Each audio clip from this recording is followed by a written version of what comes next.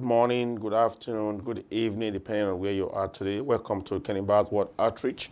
My name is Kenny Bazwaye, and today we are going to be discussing the reaction of the Nigerians in diaspora to His Excellency, the Nigeria President, President Muhammad Buhari. Buhari had, an exclusive or a threesome or a one-on-one interview with Chinese a couple of days ago, and we have had a lot of pouring in emails requesting us to talk about it and address it.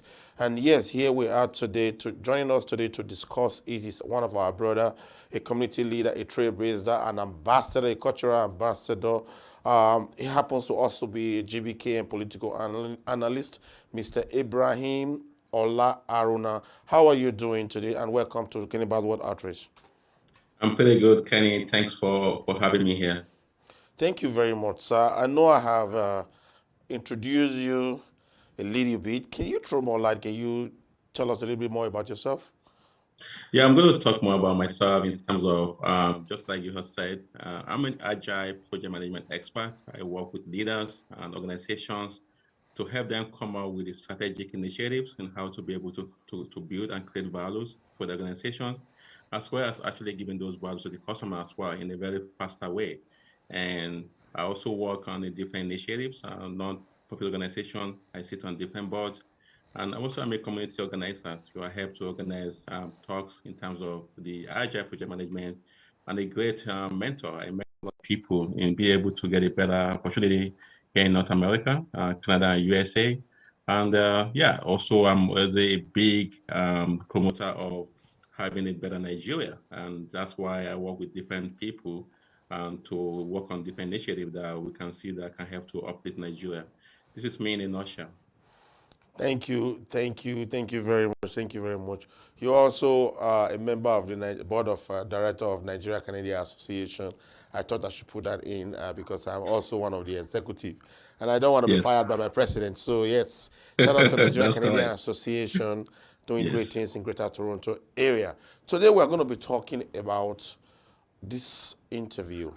First of all, I want to go right through to the interview that we had. Let's go to the first video, which he spoke about some certain things, talked about the local government. The president was asked about the gains and the loss when it comes to taking back the local government from the terrorists. Let's hear from what he said. Well, securing the country in the northeast, if you ask anybody from Borno State, from Yobe State, from Adamawa State, there were a number of local governments, about 18, that were in the hands of Boko Haram. None of any local government now is strictly in the hands of Boko Haram or ISWAP.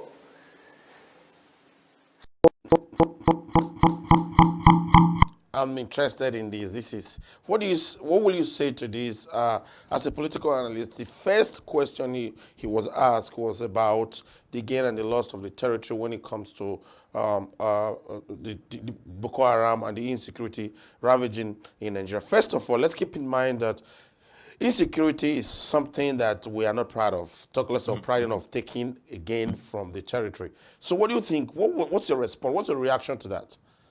So. I think I watched that video and I listened to that question. So what the president was trying to say was that before they came to power, the 18 local governments were in the hands of Boko Haram and ISWAP. But as we speak right now, they've been able to secure that none of these 18 local governments in the northeast, right, they were in the hands of the Boko Haram. So that's what the question is trying to address. But again, for me, I look at Borno State, to be honest. So we're not talking about the other part. I think we're going to go to the other part of the country. Well, for Borno State right now, we've seen a lot of improvement, and we also see the effort the governor is doing, Governor Zulum. Zulum is doing a lot of great work there. So with the effort of the governor, he's working with the military, he's working with the to ensure that the security. So in the past few months, they've been able to open a new towns that have been locked down since the start of this war so many years ago. Now they're able to do that. But we need to credit the effort of the governor has been able to work. And I've seen how he's always on top of it. I mean, on 2 different occasions, the Boko Haram have attacked him as well, that he was able to succeed. And we all see the video, how he was able to talk about it, that he thought the military did not do a good job there. But if Right? you look So, at it from another angle, is it safe to say that yes, they may not be occupying those states or those local governments, but they are spread around the country now? Because one can also say that yes, there is no one concentrated area, but it's spread so around and it's ravaging. yes, I listened to the video as well. So he used that. So again, there was also other question about how things have slowed down, and Sheun and Mopeola actually talk about, they thought that maybe because of the situation of the weather, and the weather has now, that's why it has gone down. And he said about, yeah, because of the effort by the police and the security officers, they've been able to make sure the power of these bandits reduces, right? And they also asked me a question about how about when the weather changes, would you think that they were going to go back? And he said that he thinks that they will be able to sustain that. So I think yes, to be honest, right? The other part of the country, we have different part of the country. So in terms of security, this is not what we expect as well. We think that the president should be able to do more than what we're having right now, because nobody want to see what we're seeing right now in terms of the economy. What we're having right now is not what we expect. We shouldn't even be having this kind of security issues, right? And that's why maybe by the time we're going to talk about economy, we're able to address the issue why we're having this situation as well. We're going to take it bit by bit, and I'm glad that you've touched so many areas and you've mentioned some sensitive things where we are going to get to. But I think that overall, his approach, for example, the next clip that we have, where he spoke about the grazing, open grazing, and the rest. Let's take a soundbite from what the president said when he was asked about the route and the open grazing, and then we can take it from there.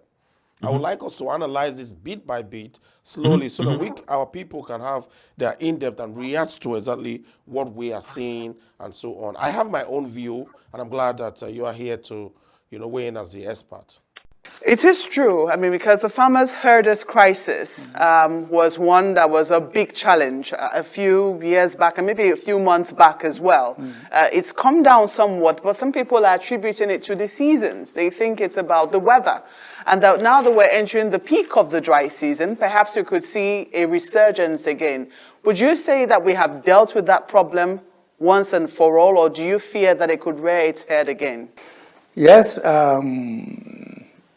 The ministers of agriculture from Audu Obe to Mahmoud now, one of the issues I discussed with them personally is to go and get the gazettes of First Republic, especially from the northern states. There are cattle routes and grazing grounds. And the cattle rearers are confined to those areas. Those that go outside that one are arrested, and farmers are encouraged to come and lay their claims. If they don't have the money, their cattle were sold, and the farmers are settled. So we said we have to go back to the system again to try and make sure that we prepare the grazing areas, ASDAMs, windmills, even veterinary departments, so that the herders don't stray into people's farms and into the towns and so on. So, do you agree that the Gazette and the plans, the rules, the structure that we have, that the law that we provide as a country for these very cattle rearers, will you agree with him that they are still practically active and we can still use those rules, those laws, as we have grown out of the numbers we had those days? Because it seems to me that the president, what he's saying is that he's still talking about the Gazette, the old way of doing things. Will that still work? So I'm going to talk about the old way of doing things. I'm also going to talk about the modern way of doing things, right?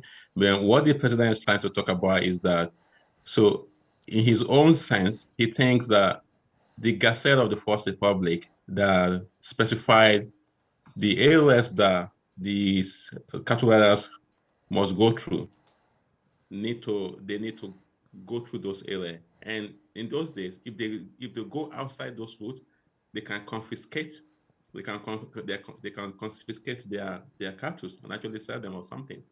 And actually, he went further and gave two examples of two governors in his speech about how they came to him, and he said how they can work with the local people to ensure that those cattle rearers doesn't do what they need to do. Right. So it takes also the governors to be able to help implement that as well. But again, the modern way of doing things right now in the whole world is about how do we move away from that, right?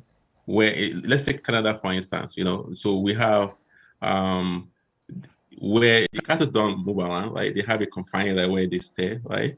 And again, we also do grazing and we plant what's it called, haze. That's a grass haze that we do, right? So and again, this also can help to solve a lot of problems because sometimes these animals, they just lay around, they move around, they can. But the reason I'm raising this is that in 2022, the very first hours of 2022, when you hear the president of Nigeria, the Federal Republic of Nigeria, saying and still indirectly or directly encouraging or endorsing cattle grazing, where other civilized countries, such as Canada, as you just mentioned, are doing ranching. Do you think a president like that, because I'm reacting to that segment by segment, do you think a president like that is up to date? How is that practical? Well, every country is different though. Every geopolitical, every country culture is different in terms of how we do things, right? Nigeria is still backward in a lot of ways, right? We're still doing things our own way, right? But if they even look at his own solution, if they actually use the solution he's talking about, right, we're not going to have the problem we have, right? So if they implement properly, because one of the problems I'm seeing in Nigeria right now is actually obeying the law we have right now. If people actually obey that, then we won't have problems. I mean, I grew up in Nigeria as well. I have my mother has a lot of farms. And we have all these cattle. They don't enter our farms. We know where they stay and they go around. They don't enter people's farm.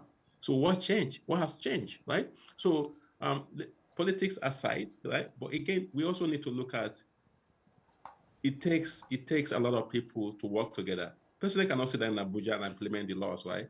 People have to also work and be able to implement those laws, right? What are the chief executive of the state doing, right? In be able to help to implement those laws, right? So again, we need to look at all those in the full detail as well. It takes collaboration. It takes collaboration of a lot of people. One would argue that the ideas and the body language of the president, one would argue that is like 10 years behind. For example, in the next clip that we're going to see, we will talk about the state policing. We're going to hear him now when he actually talked about the state policing, and you will be shocked what he said when he said that. Let's watch it, because it's better for us to react to what he has said than for me to kind of be explaining it. So let's see what he said. Mr. President, I'd like you to please answer to the concerns of those who have the belief that policing or security issues are majorly local. And we've seen state governments and regional governments also thinking in that direction. In the Southwest, they're talking about Motekin. In the Southeast, they're talking about Ebubeago. And a lot of people are thinking about reformation of the police system, state policing. Do you think this is a possible solution to the insecurity in Nigeria? Well, you see, the role of traditional rulers must not be undermined, because in their areas, as I said, they know who is who, even by families, not even talk of individuals. So we have to revert to that system for us to have an effective security in the localities. For example, there were two governors that came to see me about problem, and I don't mind saying that the governors of Oyo State and the governor of this other state in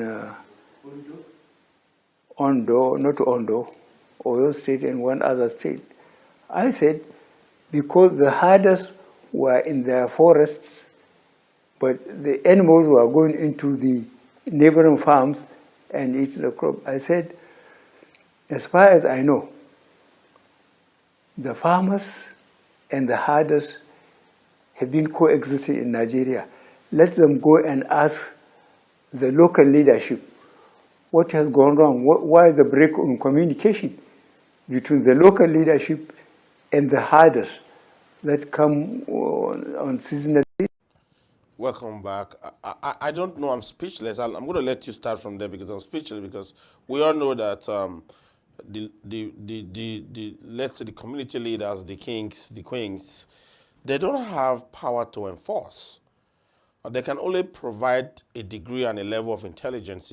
And the reason I use the level and a degree of intelligence is because to provide some high level intelligence, you probably need some equipment, some technologies, and so on.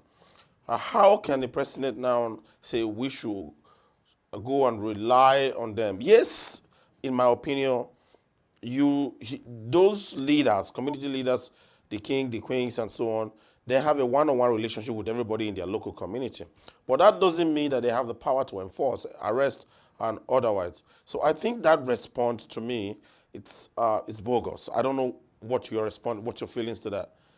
I don't think so. And I'm going to give you an example. And I'm going to quote our police here, Mr. Bassi. So when we're talking about the community policing, which is also being part of here in Canada as well, in Toronto, he said, and I quote, so for community police to be successful, it takes the cooperation of the people, of the local people. Community policing is not just that police will just go to the community and enforce law. No, it takes the cooperation, because why? The people know those people that live there. They know the law, they know the environment, they know things, right? So it takes them to work together to be able to make it successful. And that's what the president is trying to talk about, right? He's trying to explain that, we need to also make use of the Obas, right? Because they know the people, they know themselves. Permit me to jump in. No, just wait. See, let's be objective, right? Let's be objective. In as much as you may not like what he said, or you may not agree with what he said, right? But let's also be objective. And I'm giving you an example how things work even here in Canada. Police don't just, you still have to work with the people. You still have to work with local people. You can't just go into any community and just, even the DSS, they don't. That's not how they work. I've seen situations even in Nigeria where DSS, they now change a form and actually be a student and go through the same university system, but they're doing their work, but we don't know. So there are a lot of ways, and people who are experts can tell you more about that. Where I have problem is, if he's saying that we need to rely in part on the system, which is the king, the Oba, the traditional rulers, and the neighbors, to gather intelligence as a support system, then yes. That's not what he said. Yeah, if he's saying that, then I will agree to him. But if he's saying that no, because he's relying on the Oba, let's say, for example, the Oba of any kingdom now, to do the job of policing. No. That's not what you said. That's not what you said. Because the question here is community policing. Yes, but I gave you the definition of community policing though. So community policing is working with the people at the local level to be able to get the job done. It takes the collaboration between the police and the people at the local level to be able to be successful. And that's what he's trying to say. Even though the president is trying to say no to community policing, but that's actually community policing. Yeah, but he may not understand the definition, but community policing means, as a police, you need to still work with the local chief, the local obas, the local kings, and be able to get things done. Yeah, because they know the people very well. But it's they more, know who it's is more among than them. this. It's more, I'll tell you this, it's more than what you're saying. The reason I say it's more than what you're saying, because you also go into, if you amplify what we are discussing, you will see that when it comes to commands, when it comes to people in charge of the authority to control the police, as they call it, force. I don't know why it's a force. The police force. You find out that when we are talking about the police force, most time we're talking about where the command is coming, like what happened in Lagos State a couple of days ago, where the state governor, the chief security officer doesn't even know what the security guys are doing. Number one, the question they were asking in channels was in line with all these things I'm saying. So bringing it to only to community intelligence as in collaboration with the community leaders is just downplaying it and making it minute. However, I think what they are trying to get from him is that, and he said no to community, community police, not only community, state police is what we're talking about right now, and he makes references to local government and so on and so forth, where the examples he made could be valid. However, it is evident and visible to the blind and audible to the deaf that the federal police we're having, it's not working. And secondly, we are under police. So if you want to talk, that's a different topic entirely, right? So if you analyze what he said, but if you're going to talk about the issue we have, it's a different topics. And then we can go on and that, and I can give you observation around that as well. But the issue here about the implementation of laws in Nigeria, about people taking laws into their hands, that's also a different topic, right? Whereas in this particular situation, the president is trying to talk about the cooperation between the cooperation between the police and the local people in order to be able to solve the problems, right? And he gave example. The reason why he said he object the state police because there's a problem right now between the state and their local government, right? And that if the state now have the state police, they might actually use that against the local government, right? It may not work. That's why he thinks that state police may not work, right? But again, in other words, what we have right now can actually work if there's a cooperation between the local people and the police. That's what he's trying to say. Yeah, but that's what I'm saying here, that in my own opinion and in the reaction we are getting here in GBKM, everybody is saying that, no, it's clear that we have tried it and it's failing, it's not working. Because if you have a state police, they are closer to the grassroots, closer to the king, if you want to use the king now as the new hired police. They're closer to the king, they're closer to the grassroots, I would say again. So if he's really relying on the intelligence gathering from the grassroots, in my own submissive opinion, then he should encourage state police. So I'm going to help you out here, because again, let's look at the issue and this is how we can solve the problems. And I'm quoting the expert here, okay? I'm quoting our chief police here that has given this example in terms of. So right now we have less number of police in the. Let's say we will have the federal. Let's talk about the federal police. So right now the number of police we have is to the population we have is nothing, right? So the police, we don't have enough number of police. We need to hire massively, right? We need to also empower them, in terms of buying tools, in terms of increasing their salary, remuneration, and so many other things, right? And he went for that to give an example of how a policeman is being taken care of in Canada, for instance, in terms of remuneration, facilities, insurance, and all those stuff, right? That make them to be able to, and even the tools, right? So that's the issue we have right now. So we now have to focus on that, right? Why are we not having that? To me, that would be the conversation we need to have. So why are we not having to empower the police, to get more police, to make them with their professionals, to make them they're well trained, they're well equipped, they pay them well, and they can do a good job. So those are the conversations we need to be having right now.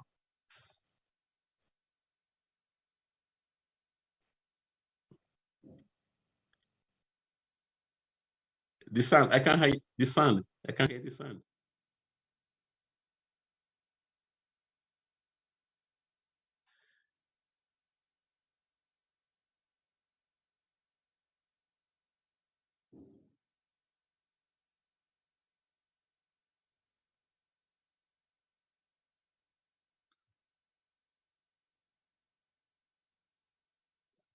I think we're having technical issues, Kenny.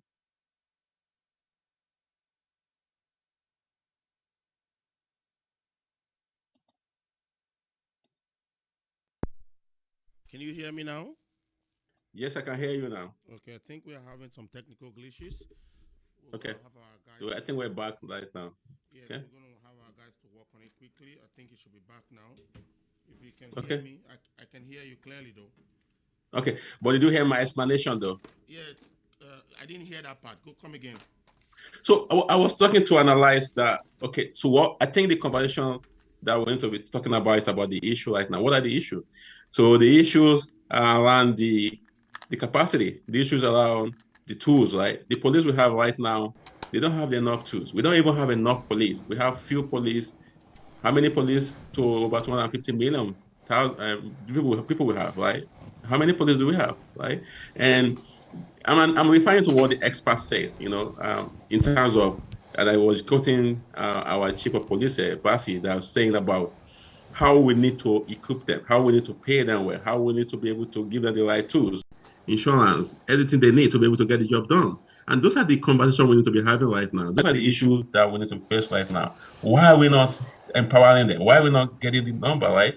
A typical policeman in Nigeria right now, they're not doing the right jobs, right? If you can hear me they're not clearly, being innovative to be able to do with the intelligence. if you can so clearly, they don't have the capacity to do that. If you can hear me clearly, I agree with you that those things need to be done.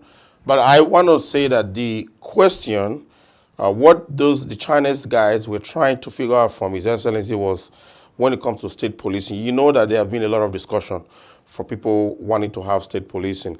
I guess that's what they were driving at. However, I agree with you that the police is underfunded, they don't have enough tools and so on to do the job. But when it even comes to the budget, when he was asked about the budget, I personally was shocked at his reaction and what he said when he was asked about the budget.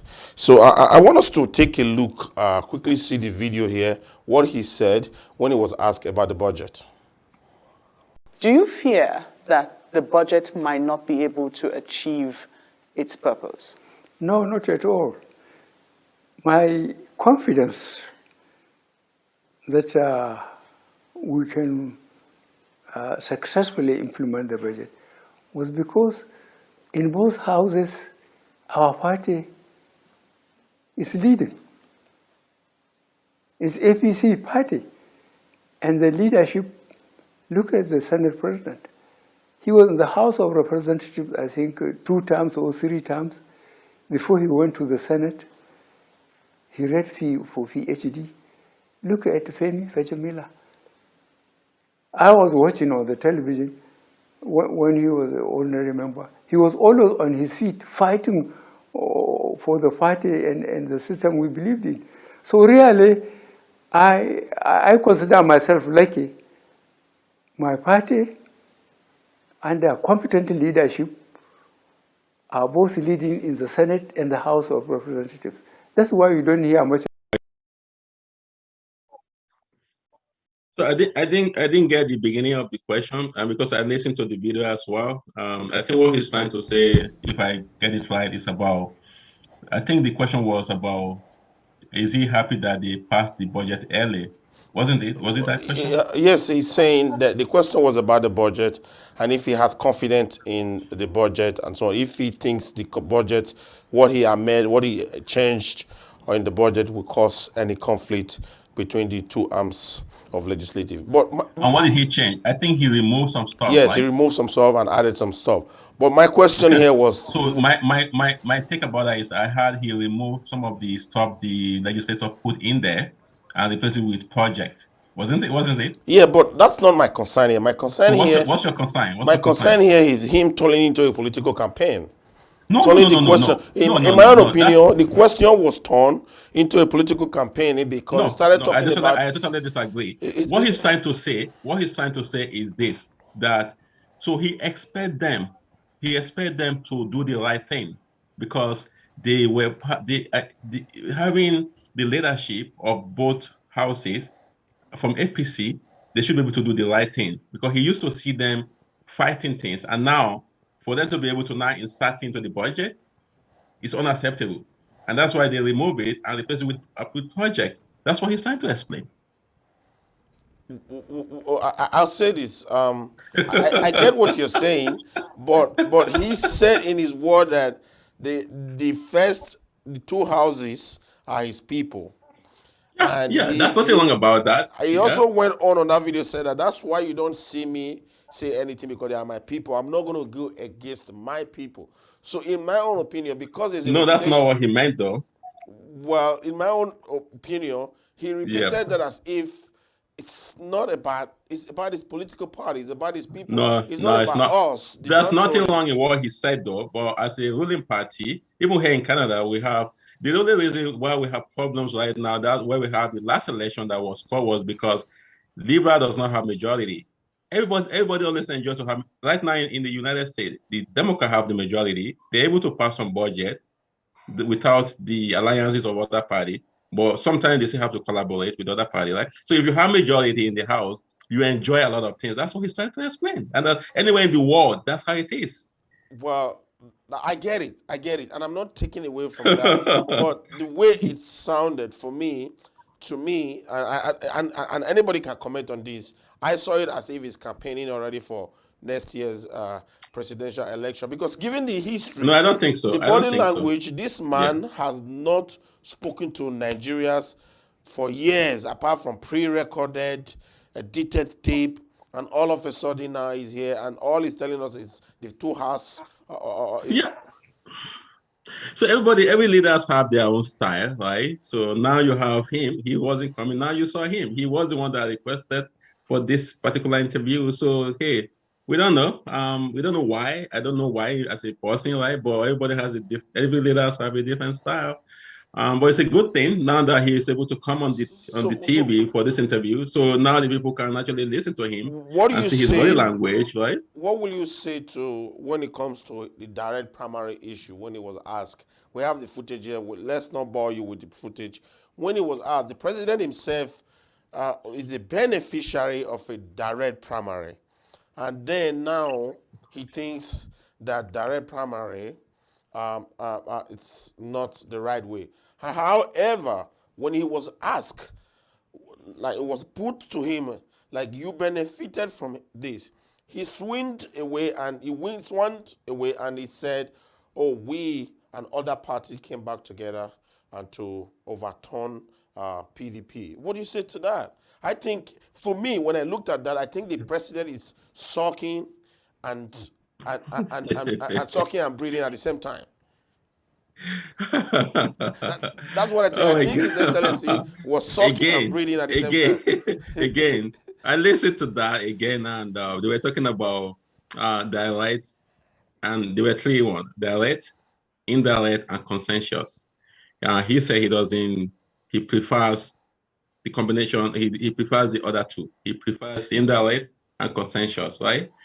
That's what he prefers, right? He has his own reason for doing that. I don't know what his advisors must have told him. Right? Again, he's acting on his own Yeah, but way of saying this is what he let's step prefers. away a So little bit he, now. he he he is the president right now. Don't forget, he has 1.5 years. I mean, how many years? One and a half years to go. That's where And I'm coming the at next next. president can decide to do something else. So for now, we're gonna Let's have to step deal with away. it. I wouldn't have a problem. I wouldn't have a concern. I wouldn't say problem if he had said that I once believed that direct. I once believed that this was working. Now I know better. But he was telling the people questioning him that no, they said what gave you the competing power, what you leverage on is exactly what you are going against. And instead of him saying that, yes, I changed my mind, he says that no, we came together, but before we came together, we're speaking about what you leverage on to enable you to even qualify for primary. Yeah, he's right. I mean, what made him to be able to win the election was the coalition of all those parties, Will you right? agree That to make me that that it wasn't the for question? me. Will you agree to me that Hey, but I have to tell you though, politicians, you ask them questions, they tell you what they want you to know. So that's how it is. So the other part that really bedazzled, that really got me upset. I would say at this point I was upset when he was asked about uplifting Nigerians out of poverty. When Shehu asked him, I said, talked about, you had plans to uplift Nigerians, the numbers of Nigerians out of poverty. And the question was, did you have a setback? Yes, he admitted. He alluded to the fact that he had a setback in this. But what he said to me, as a matter of fact, let's see if we have the footage and see if we can hear what Sure, our let's do president. that. Come again? I said, yeah, sure, let's do that. Okay, let's see if we have the footage and then we can hear it. Yeah.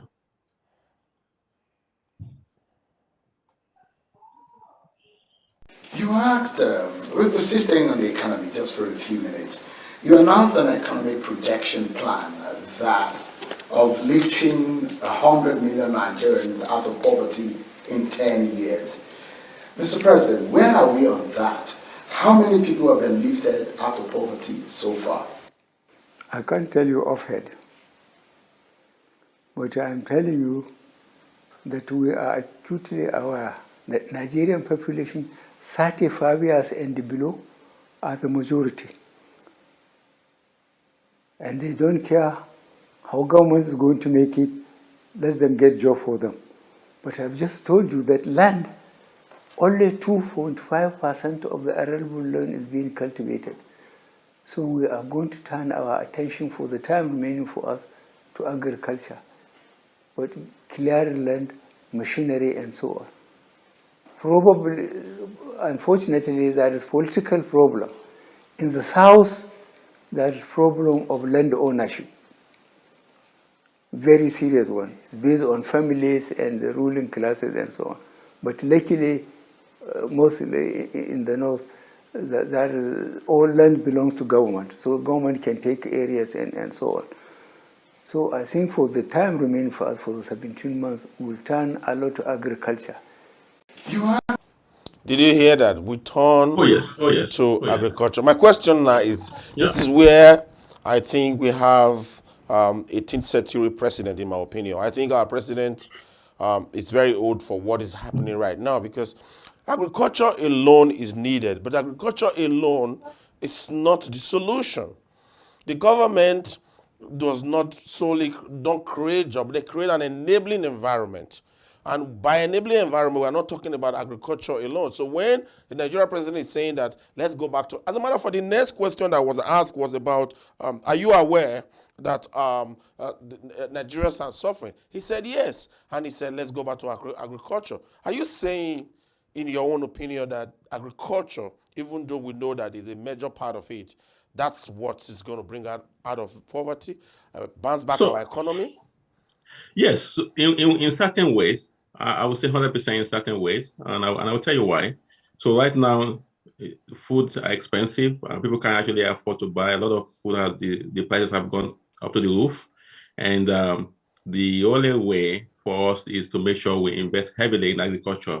That's one of the ways, right? Because right now, we can't even produce enough that can feed ourselves, to talk about export. And luckily for me, I belong to a trade and investment group that also talk about this issue every day in terms of the problem we're facing in Nigeria.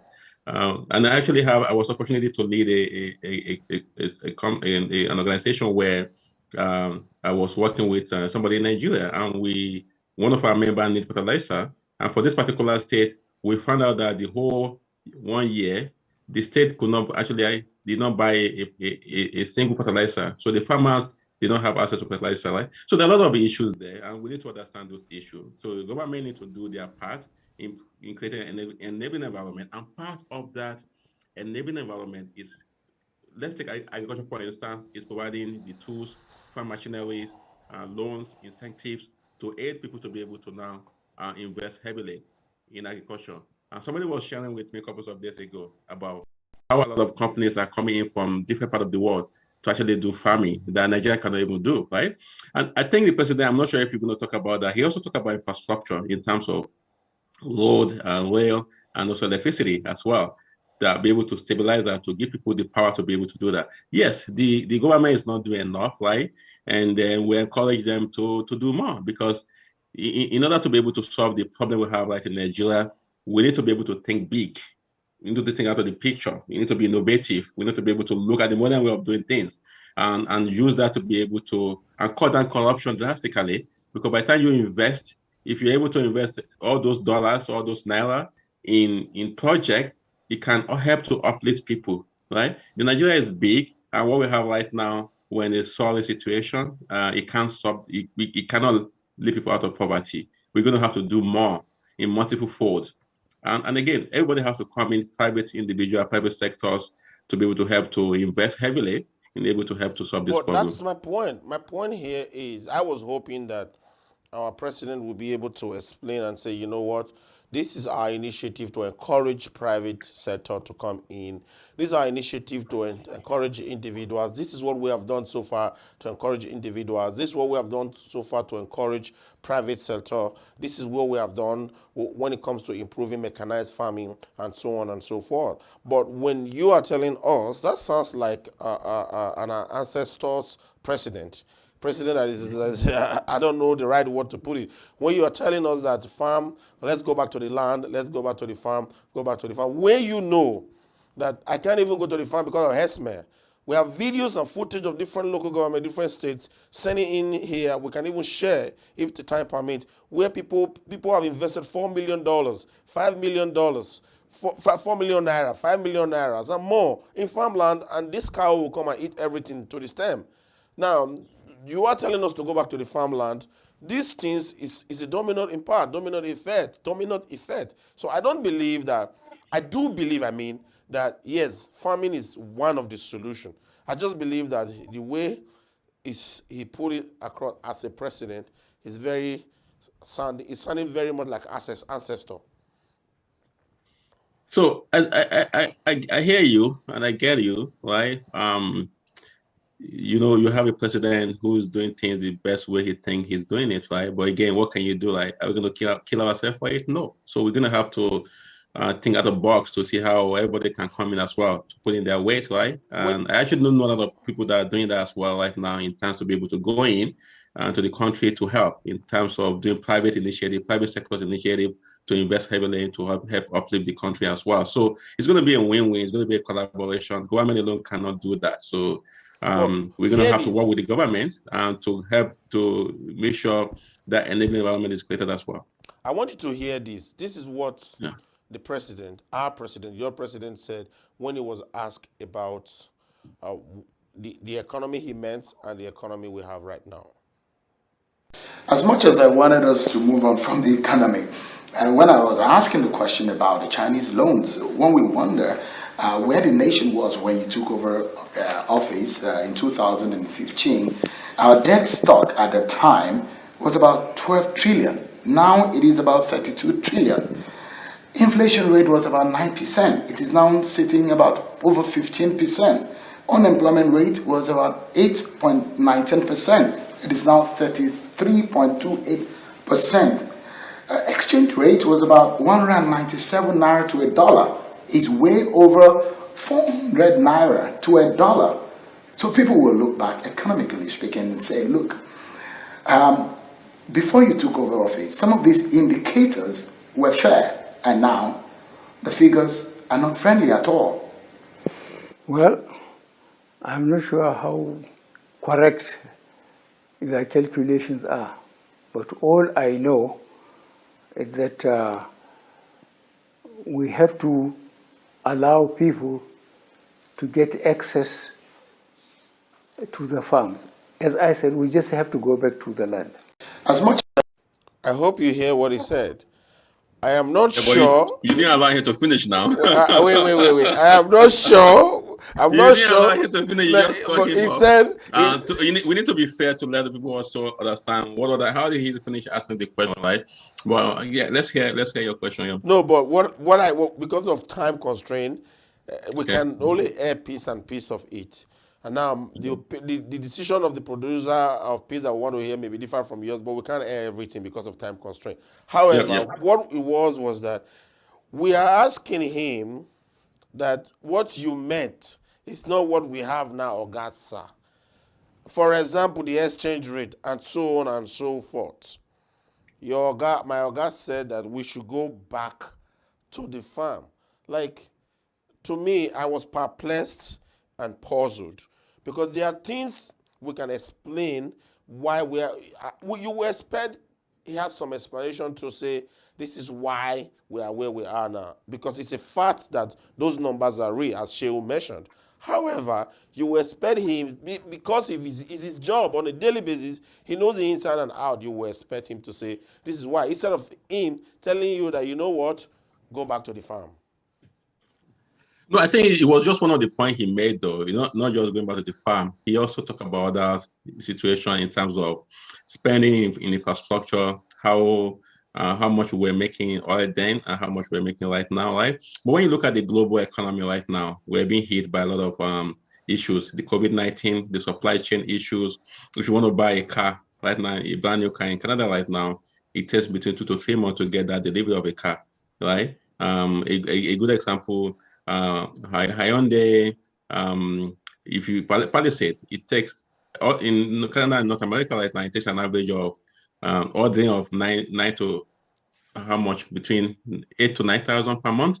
But the company from Korea can only produce 7,000. They can't even meet up, right? Supply chain, food, everything has gone up.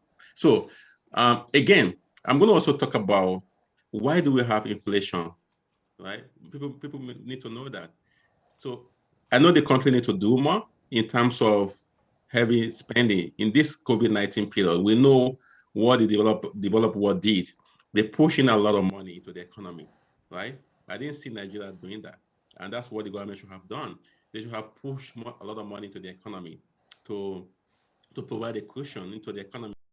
They need to give money to people. We need to have a lot of incentive where we give money to the unemployed people, the small businesses, middle-scale businesses. The government needs to do more. So the reason why Nigeria is struggling right now is because we're not doing all those things, right? In this modern world, we need to do that. The president needs to know that. And I don't know who are his economic advisors. To me, they're not doing a good job, right? Me, so a lot of things need to be done, because I just believe get grants or loans. So it's very, very not right thing to do. So the right thing to do is make sure to pushing money to the economy as well. I just believe that you are very fair and very, very lenient, because there are many scenarios where even as a CEO of a mini company that's not that large, there are some answers and response you will give that will make sense. I just believe that most of the answers we got in this interview, in my own opinion, and I'm going to rate him at the end. I will ask you to rate him at the end. Some, to be honest, some make sense, some doesn't make sense. Okay. Yeah, some did, but I'm just saying most. I'm not saying all of them. I said most.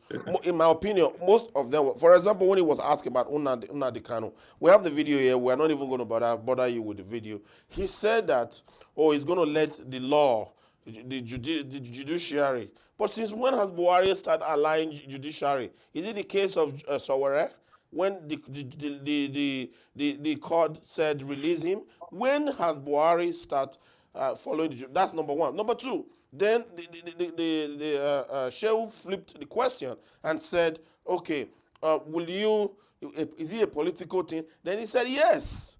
So how are you going to suck and blow at the same time? He said it's but he also mentioned about somebody, if you're going to be a good ambassador of your country, you need to also not go and sit down in UK or a different country and start saying bad things about your country, right? And I think now you need to take the law, allow the law to take its course, right? Again, let's look at, even here in Canada, you can't do that. Okay. In the United States, you can't do that, now, right? So when it comes to national security, you don't joke with national security. I'm not endorsing what happened, or I'm not saying it's wrong or right. The angle I'm coming from is this. I believe, based on that interview, on the antecedent, that our president is sucking and blowing at the same time. Because in the antecedent, you will see that there are many times he has flat the court order, period.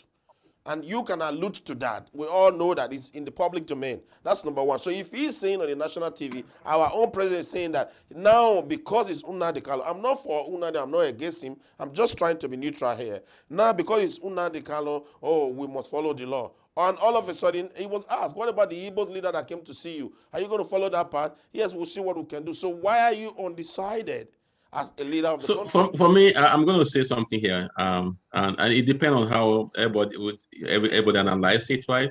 For me, I'm being objective, right? I'm being fair here. I'm not taking side with anyone, right? I look at the issues. give the best way. I think the best solution to it, like based on my experience and based on also learning from expert as well. So it depends on how you look at it. It depends on how the individual look at it, right? So to me, I'm going to leave it that way. And we're going to hear what our president said when he was asked. He was asked about the oneness of Nigeria, and for me, if you ask me, I want Nigeria to be together. I want the country to be one. Together we can do it. In unity we can build it. But I have a problem with his explanation. I have a problem with the explanation because I do understand. You have problem with all his explanation. We do understand the difference between we understand the difference between sound and noise. Let's hear what our president said. Mr. President, as we wind down now, I don't know. I think that sometimes you must sit and reflect about when you tried many times to be leader of this country and you succeeded on the 4th attempt. And I'm sure that you had your goals for this country when you ran for office, the many times you offered yourself. When you think and look at where Nigeria is and the way forward, do you fear for this country? Do you fear for our oneness and our unity? No, I don't. I don't, because, to be frank with you, from 15th January 1966, I have been in all the trouble in this country, including being in detention for more than 3 years. I think Nigerians, they make noise, I think, to get a better deal, but they know that we are better together than separate. This is where I cried. This is where I cried, because we do know, and I can pull up the definition of noise and sound and music. When you now say your citizens, Nigerians, make noise for a better deal, in as much as politically it's not correct, but this is not what you tell your country people on the national TV. That some people that are agitating are making us, because you know why? At the end, we have a freedom of speech, freedom of right. We have a freedom of speech in the country. So as long as you don't cross the line when it comes to freedom of speech, you don't, as a president, call it a noise. Now, when you call it a noise, by implication, in my own submissive opinion, you are paying a deaf ear to that cry.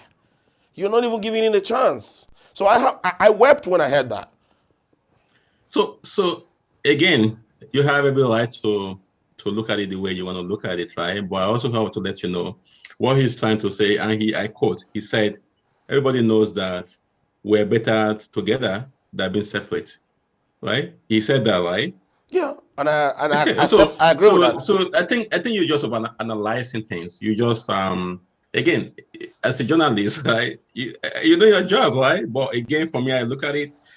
Sometimes it depends on, everybody have a different style, right? We have Trump in United States that just left as a whole president that caused the riot that happened. They say the election was rigged and everything was a president, right? So every country get their own president. They have their own stuff, right? So it depends on how you look at it, right? Well, are we going to stress over that, or are we going to look at what we can do to actually impact the positive growth of the country, right? To actually contribute to the growth of that country as well, right? I don't see anything wrong in what he said, to be honest. On this note, let me hear your feedback as to what he said to Nigeria youth. Which we will say, tell us what comes to mind, maybe in one sentence or two. And the first one is Nigeria's young people. Nigeria's young people, the young people of Nigeria. What comes to your mind when you think of them? In one or two sentences. I wish when they go to school, when they work hard, when they earn the degree, they don't do it thinking that government must give them a job. You get educated because an educated person is certainly better than an educated one, even in identifying personal problems. So education is not just meant to hang on to government to give you a job, and what the colonials indoctrinated on, to have a car, to have a house, and to start work at 8 o'clock and close at 2 o'clock. No. All right. which we will say, Your take on this? Well, what he's saying here is totally, and I'm going to help you. Maybe you take it in a negative way, but in a positive way, really. What he's saying is that we go to school, and education is not that you expect government to give you a job, which is true. So how can we allow private sectors? How can you sometimes maybe you're going to be able to do business or be entrepreneur or do so many things? That's what he means, or be innovative to be able to do stuff. Like that's what he meant there. We can look at it here in Canada as well. The minimum requirement for a lot of job here is high school. When you finish secondary school, as they call it in Nigeria. So, how many government jobs do we have? Very, very minute compared to the private sector's job. The banks, the small, medium-scale business, the largest business, and micro. So different kind of jobs that are out there, right? So I know you may also want to go into that environment. Why are we doing the right thing to be able to provide that? So and that's why I say we need to have a different conversation. Right? I know we're overanalyzing the speech, right? But to me, I'm actually of the proponent that to talk about what does Nigeria need to do in able to be able to provide the environment or to create that environment where people can actually thrive. So that's what we need to look into instead of overanalyzing the tape. I'm going to butt in before we move to that part because that will be the last part of this thing. In my opinion, if you look at that statement, a president, politically speaking and generically speaking, a leader or a president of any degree will want to first of all encourage and empower the youth and motivate the youth, number one. And that's what he was trying to say, though. Hold on.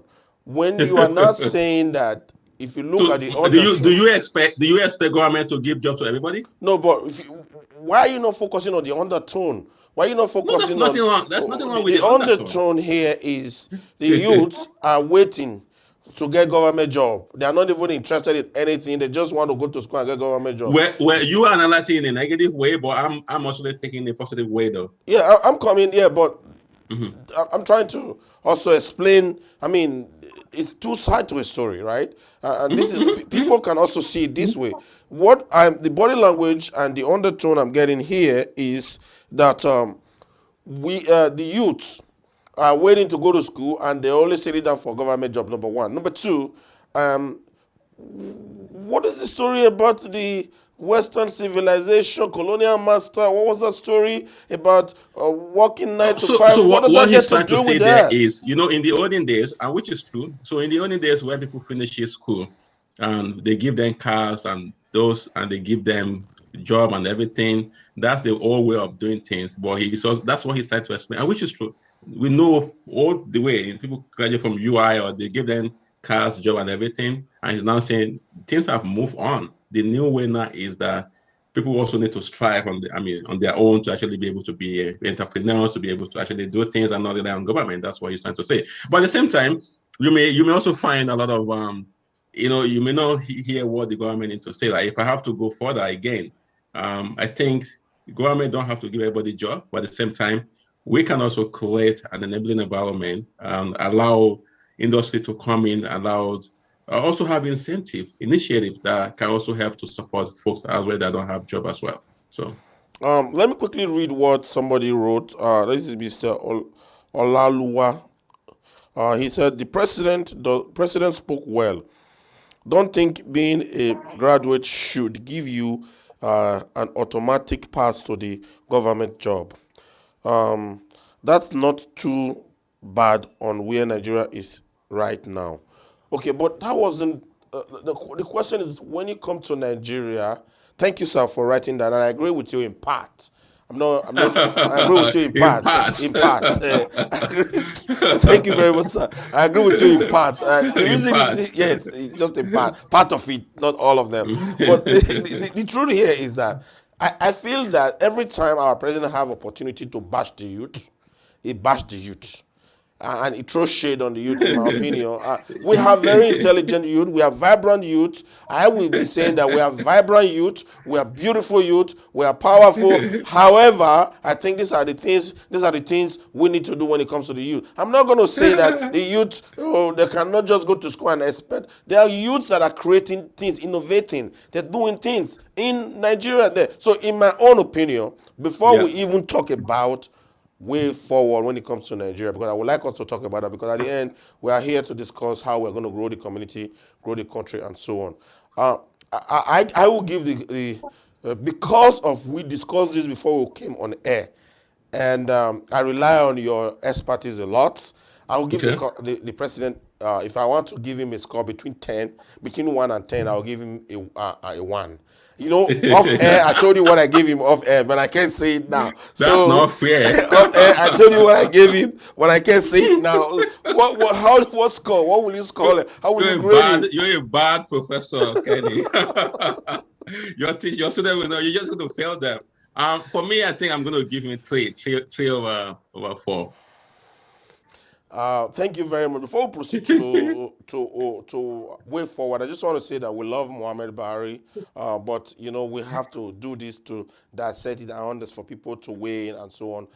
If they are listening right now, they probably will see what we have said correctly and wrongfully, but it's just for the betterment of our country. Now, sir, thank you for your time. What is the way forward for Nigerians? Let's look at it from diaspora angle now. A lot of diasporans are complaining. They're saying that the environment, the economy, the infrastructure is not conducive enough for them to come and invest their hard-earned money. What is the way forward? What do we do? How can we play our role and impact that country without losing our hard-earned money, and in some cases losing our life or the loved ones? So that's a good conversation. For those of you who are listening to me in Nigeria, I know it's a tough situation down there. Being in that situation where a lot of you cannot get job, a lot of you you want to work. It's not that you don't want to work. You have the energy to work, but the job is not there. And those of us that live in North America or in other part of the world, we see that if you try, you can get something to do. And it doesn't matter what kind of job you do. How can we get to that situation in Nigeria? I mean, those of us in diaspora need to come together and be able to work together collaboratively and see how we can help our Nigeria. And for me, I belong to so many groups, to be honest, in terms of looking into how we can all work together, bringing resources together, people together to see how we can help Nigeria. But we're also encouraging the government as well, the state government, because this is not about Buhari now. The federal government has their role to play. The state government have the role to play. The local government have the role to play. Somebody was just telling me about the autonomy the local government have right now, in which the money goes to them directly. So they can do a lot. And somebody actually mentioned that he knows a local government chairman that took all the money and has been in Canada for the past 3 months. And he also gave an example of another local government chairman that's actually uses the money to do things for his good local government. So those of us in diaspora is coming together collaboratively to be able to see, talking to those state governors. And I'm telling my colleagues, my folks, I said, look, if we want to go to any state to do anything, maybe we're going to get funding from AFDB or World Bank or whatever to do initiative. We want to see the government that are friendly in the sense that a state government should be able to partner with us to say, yeah, come to my state, come and do this. And we're going to ready to give you the security. The challenging here is... let me finish. We're going to give you security. We're going to give you the land, and we're going to collaborate with you to make it work. Because we have example of some state that they want to get bribed. They won't make it work. They frustrate you. So there will be people that want ready for business. So state that are ready for business will get those supports, right? And that's the way to go. I agree with you, but I just feel that there's a lot of hidden misers, hidden red tape, and hidden setback. For example, people taking over your proposals, people creating the red tape, you having to go through some people to get to where you need to go, where you need to hand your proposal in, and so on and so forth. There's a lot of middleman. How do we intend to go through, bypass those areas where we can meet the decision maker directly? A lot of us have gone. A lot of us have fell victim into that, where our proposal has gone to a level where they're supposed to actually implement, or where they are ready to award, and they now start telling a story. And next thing you heard, they've gotten that money, right? So to me, it's now saying we're not ready to work with the government in terms of maybe the government don't, because once you do that, those people, the politicians and these guys in the government, they have all these tricks. But the only way out, to me, one of the only way out is being able to form a coalition of consortiums or different ways that we can move into Nigeria, have our funding, maybe through World Bank or through AFDB, and now be able to do those projects ourselves. So that way, we are not going through any government. All what we want from the government is the partnership, is the support that, okay, we're coming to your state to create this opportunity for the people. We're also going to create have to boost your economy. It's going to be a win-win, right? And that's our own way of giving back. So those at home need to learn to work with us, right? Because people need to stop killing projects, right? Taking proposal and steal the money. At the end of the day, the project will not be done, and people are suffering. And that's why we're in this situation we are in Nigeria right now. On one of our platform, somebody wrote, we should start by making those politicians that invest here in diaspora uncomfortable. What will you say to that? Yeah, because so those of you that, I mean, how do they get the money? Right? Some people, they only what we know is they work in government. How much is their salary that they're able to afford to buy a house in Canada? Where did they get that money? So that's something we need to look into, right? I know the government, we have a lot of empty houses here that are owned by these politicians. There's nobody in there. They're just wasting the taxpayer money in Nigeria, launder the money here to purchase property. So that's just so selfish. You know, if you allow those projects to happen in Nigeria, it's going to benefit even you yourself as a politician, and everybody. It's going to be a win-win for everybody. It's going to have to cut down all this problem we're having right now. It's because we don't have jobs. People don't have jobs. That's why we have increased insecurity in the country. So if we're able to create an enabling environment where people can get jobs to do, it's going to serve to reduce all those poverty in the land. It's going to have to reduce insecurity in the land as well. On this note, I want to say a very big thank you for joining us today. Thank you all for joining us on the Facebook, on YouTube, on our website, on our app. If you haven't downloaded our app, download our app. We are on Android and iOS. Just go on the Play Store, Apple Store, and then you type in GBKM. The app is 100% free. Everything on this app is free. You have good where you can catch up good music, talk shows, movies, and more. And guess what? You can also, if you miss a show, you can go on the app, you catch up with the past shows and so on. So please support us. Share if you are watching, share. Thank you for those guys that have shared already on Facebook and on YouTube. Subscribe. Our YouTube is GBKM Network. Subscribe. Our Facebook is GBKM Network. All our social media is GBKM Network. On this note, Mr. Ibrahim, tell us, our viewers today, about your organization and how can they access your organization? So I belong to different organization. I'm going to talk about the Progressive Alliance Forum, which is, is a platform where we're working together to see how we can help to solve the leadership issue, right, and good governance issue. So we have people of like mind coming together to work together, because when you look at the problem in Nigeria right now, it's the problem of leadership. So we have people who don't understand what basic leadership principles are, and now they have been leaders. They're leading different positions. So coming to this organization, you can learn more. We can all work together to help to build that, right, and even to give back to the community. So we're on Facebook. If you go to search for Progressive Alliance Forum, you're going to see us there. And that's just one of the platforms. And for those of us in North America, again, we also have different platforms, one of which is Talking Trade and investments. So where those of us around the world, we are coming together to see how we can help the country, in terms of coming together collaboratively to be able to do projects in Nigeria that impact lives, or to the grassroots, right? So again, you can reach out to me. You can get through me through Kenny as well, and that way, you want to be part of those of you in the diaspora, any of the organization, we can add you to it as well.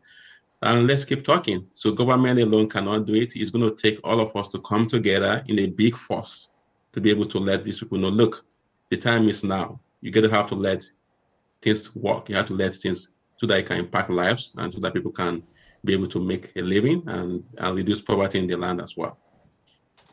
Mr. Ola, thank you very much. That's it for today. Once again, thank you for joining us. You all through. It was beautiful. Thank you for joining us. Keep watching on our website, www.gbkm.tv. Support us. Thank you very much, and have a GBKM day. Thank you. Bye-bye. I'll call you. Okay.